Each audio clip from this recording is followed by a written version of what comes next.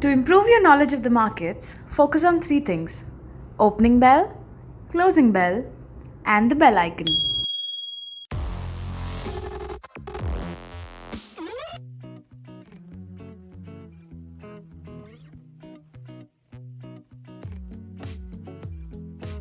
Welcome back दोस्तों, इस weekly market outlook के नए एपिसोड में सबसे पहले कोरोना वायरस का अपडेट ले लेते हैं।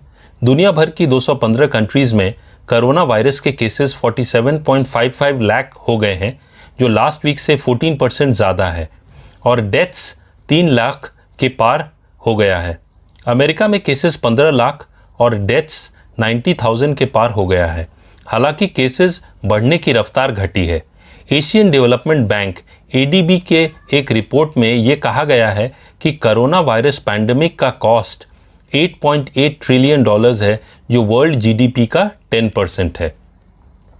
जो टॉप 5 कंट्रीज हैं उनमें US, स्पेन, रशिया, UK और ब्राज़ील है। इंडिया का रैंक 11th है, लेकिन जिस रफ्तार से इंडिया में केसेस निकल रहे हैं वो काफ़ी चिंता की बात है। इंडिया में इस वीक तक 92,000 प्लस केसेस आइडेंटिफाई हुए हैं, जो 44% ज़्यादा हैं लास्ट वीक से, और करीब 2,900 प्लस डेथ्स हुई हैं। इंडिया 18 मई से 4th फेज ऑफ लॉकडाउन में जाएगा टिल 31 में। एक चिंता वाली बात यह है कि चाइना, साउथ कोरिया और फ्रांस में नए केसेस सामने आ रहे हैं लॉकडाउन रिलैक्सेशन के बाद, जिसे सेकेंड वेव कहा जा रहा है। हमें अब इस वायरस के साथ जीना सीख लेना पड़ेगा, और कोई उपाय भी नहीं है जब तक क्योर और वैक्सीन नहीं आ जाता। यूएस मार्केट्स में एक सेल ऑफ देखी गई लास्ट वीक, जिसमें डाउ जोन्स और S&P 500 में 2% की गिरावट देखी गई। नैस्डैक, जो कि टेक्नोलॉजी इंडेक्स है, उसमें 1% की गिरावट देखी गई।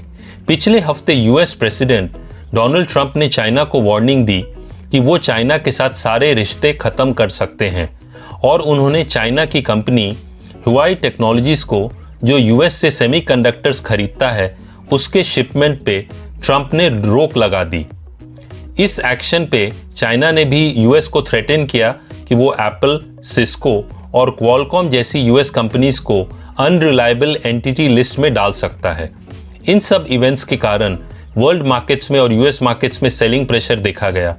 इसके अलावा यूएस सेंट्रल बैंक, जो यूएस फेडरल रिजर्व है, उसके चेयरमैन जेरोम पावेल ने कहा कि यूएस में रिसेशन वर्ल्ड वॉर 2 के बाद का सबसे बड़ा रिसेशन हो सकता है। और कुछ खबरें आई कि second wave of corona virus cases China, south Korea और फ्रांस में शुरू हुआ है, जिसका नेगेटिव असर भी मार्केट्स पे देखा गया।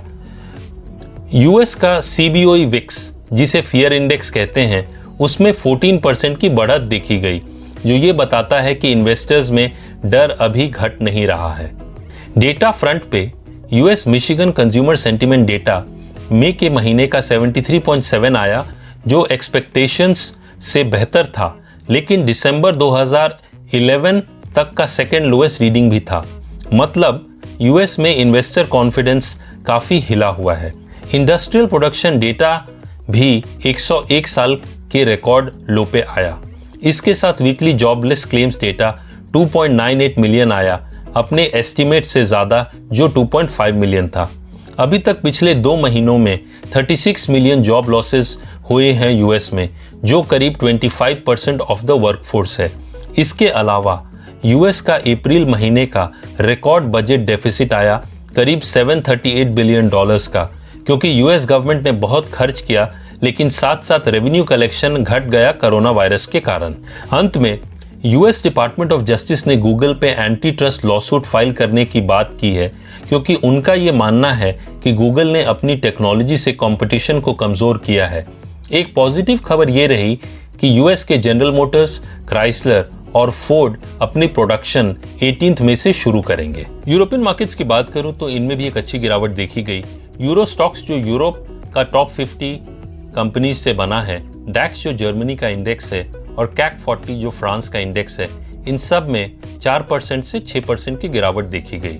ब्रिटेन का इंडेक्स FTSE 100 में करीब 2% की गिरावट देखी गई पिछले हफ्ते। इकोनॉमिक डेटा रिलीज में फिच रेटिंग्स, जो दुनिया का लीडिंग रेटिंग एजेंसी है, उसने फ्रांस की सोवरेन रेटिंग को नेगेटिव कर दिया, जो पहले स्टेबल था। इसके अलावा यूरोजोन का क्वार्टरली इकोनॉमिक कॉन्ट्रैक्शन 3.8% रहा, जो कि 1995 से अब तक की सबसे बड़ी गिरावट है। इसके साथ साथ जर्मनी का जीडीपी Q1 में 2.3% घटा और ब्रिटेन का जीडीपी Q1 में 2% घटा। अब जर्मनी और फ्रांस, जो यूरोप के सबसे बड़े दो इकोनॉमी हैं, दोनों रिसेशन में चले गए हैं। इसके साथ ब्रिटेन का इंडस्ट्रियल प्रोडक्शन मार्च के महीने में 4.2% गिरा, जो 1972 के बाद से सबसे बड़ी गिरावट है। एक कोरोना रिलेटेड न्यूज में पैस्चर इंस्टीट्यूट की एक स्टडी साइंस जर्नल में पब्लिश हुई, जिसमें यह कहा गया है कि फ्रांस का 4.4% पॉपुलेशन कोविड-19 से प्रभावित है, जो ये बताता है कि second wave of corona virus cases के चांसेस काफी ज्यादा हैं फ्रांस में। इस खबर का भी मार्केट्स पे नेगेटिव असर हुआ। एशियन मार्केट्स में भी सेलिंग प्रेशर देखा गया। चाइना का शंघाई कॉम्पोजिट, जापान का निक्केई, इंडिया का निफ्टी और सेंसेक्स, इन सब में करीब 1% और उससे कम की गिरावट देखी गई। बैंकिंग सेक्टर ट्रैक करने वाला इंडेक्स बैंक निफ्टी में 2.68% की गिरावट देखी गई। इंडिया विक्स, जिसे फियर इंडेक्स भी कहा जाता है या वॉलेटिलिटी इंडेक्स भी कहते हैं, वो 38 के करीब साइडवेज ट्रेड कर रहा है। 38 का लेवल भी काफी हाई लेवल माना जाता है, जो ये बताता है कि इन्वेस्टर्स में अभी भी कोविड-19 को लेकर डर का माहौल बना हुआ है। इकोनॉमिक डेटा फ्रंट पे चाइना की क्रूड ऑयल कंजम्पशन अप्रैल में 13.1 मिलियन बैरल्स पर डे रहा, जो मार्च का 11.78 मिलियन बैरल्स पर डे से ज्यादा रहा। इसके अलावा चाइनीज फैक्ट्री एक्टिविटी में भी 3.9% की बढ़त देखी गई अप्रैल में, जो मार्केट एक्सपेक्टेशन से ज्यादा था। इसके साथ साथ चाइना में गाड़ियों की सेल अप्रैल में 2.07 मिलियन रही, जो 2018 जून के बाद पहली बार 4.4% बढ़ के आया है। जापान की न्यूज और डेटा फ्रंट पे index for leading economic indicators, जो जापानीज इकोनॉमी को ट्रैक करता है, जिसमें जॉब ऑफर्स, कंज्यूमर सेंटिमेंट्स देखा जाता है, वो मार्च में 83.8 आया, जो 2009 के बाद से अब तक का सबसे लोएस्ट लेवल है। इससे हमें दुनिया की थर्ड सबसे बड़ी इकोनॉमी के हालात पता चलते हैं कि वो ठीक नहीं है।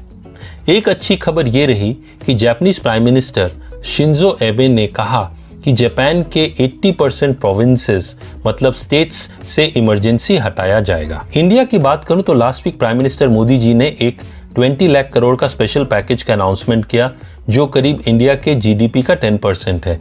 उसमें फोकस एमएसएमई मतलब छोटे और मीडियम साइज कंपनीज पे, एग्रीकल्चर पे, मजदूर पे, डिफेंस पे, मेक इन इंडिया पे जैसे बहुत सारे सेक्टर्स पे काम करने की बात की गई है।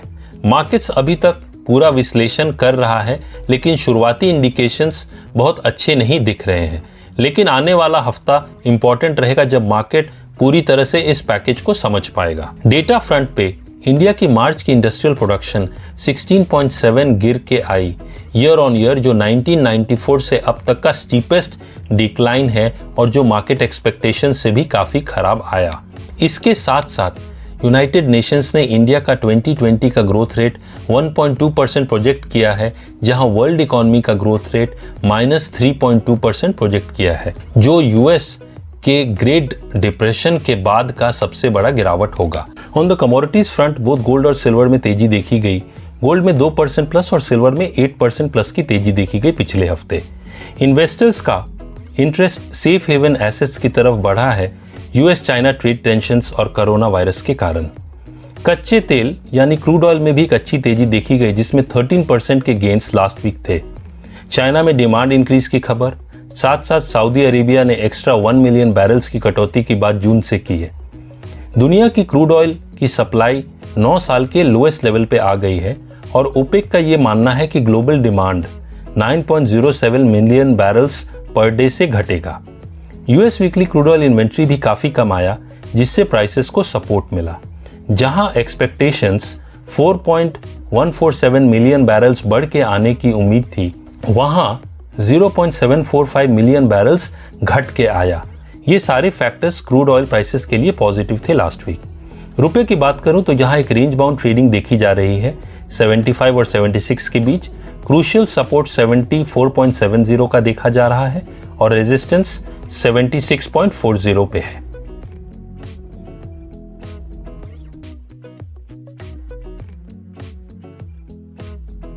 सबसे पहले FIIs की बात करूं तो पिछले हफ्ते 5,951 करोड़ की सेलिंग थी, वहीं DIIs की 1,074 करोड़ की बाइंग थी। सेक्टोरल परफॉर्मेंस में निफ्टी ऑटो सेक्टर में 5.48% की सबसे ज्यादा तेजी देखी गई और निफ्टी बैंक में सबसे ज्यादा गिरावट देखी गई 2.68% की। निफ्टी के मे सीरीज का highest open interest 10,000 call option और 9,000 के पुट ऑप्शन में देखा जा रहा है। मेजर इवेंट्स की बात करूं तो इस वीक 18 मई को जापान का Q1 GDP ग्रोथ रेट, 19 को जर्मनी का ZEW economic sentiment index for May, 19 को US housing starts for April, 20 मई को US FOMC मीटिंग मिनट्स, जो फेडरल ओपन मार्केट कमेटी जो monetary policy making body of the US central bank है, उसके minutes जो है वो रिलीज होंगे। और 21 को US initial jobless claims data और 22 मई को जापान का इन्फ्लेशन रेट फॉर अप्रैल, ये सारे डेटा रिलीज होंगे। इंडिया का कोई मेजर डेटा रिलीज इस वीक नहीं है। कंपनी रिजल्ट्स में कुछ की रिजल्ट्स हैं। बजाज फाइनेंस 19 में, L&T इन्फोटेक 19 में, बजाज ऑटो 20 मई को, अल्ट्राटेक सीमेंट 20 मई को, बजाज फिनसर्व 21 मई को। इसके साथ साथ रिलायंस का 53,125 करोड़ का राइट्स इशू 20 मई को खुलेगा और जिसकी क्लोजिंग 3 जून को है। ये इंडिया का सबसे बड़ा राइट्स इशू है और इसकी प्राइस 1257 पर शेयर रखी गई है। मार्केट इस पे कैसे रिएक्ट करता है वो देखने वाली बात होगी। US China trade tension, reaction of markets to government stimulus package and effect of lockdown 4 and global cues, ये सब बातें मार्केट्स को इंपैक्ट करेंगी। निफ्टी और बैंक निफ्टी की बात करूं तो फिलहाल मार्केट साइडवेज ट्रेड करता दिख रहा है और लॉन्ग टर्म ट्रेंड डाउन है। निफ्टी का सपोर्ट 8,900 और उसके नीचे 8,650 पर है और रेजिस्टेंस 9,350 और 9,530 पर है। बैंक निफ्टी की बात करूं तो बैंक निफ्टी का पहला सपोर्ट 17,700 और उसके नीचे 17,200 पर है और रेजिस्टेंस 19,400 और 20,200 पर है। टू लर्न मोर और सीखने के लिए सब्सक्राइब कीजिए और बेल आइकन पे क्लिक करें ताकि कोई भी नया वीडियो मैं रिलीज करता हूं तो आपको नोटिफिकेशन से तुरंत पता चल जाएगा। Stay safe and trade well and wish you all the best.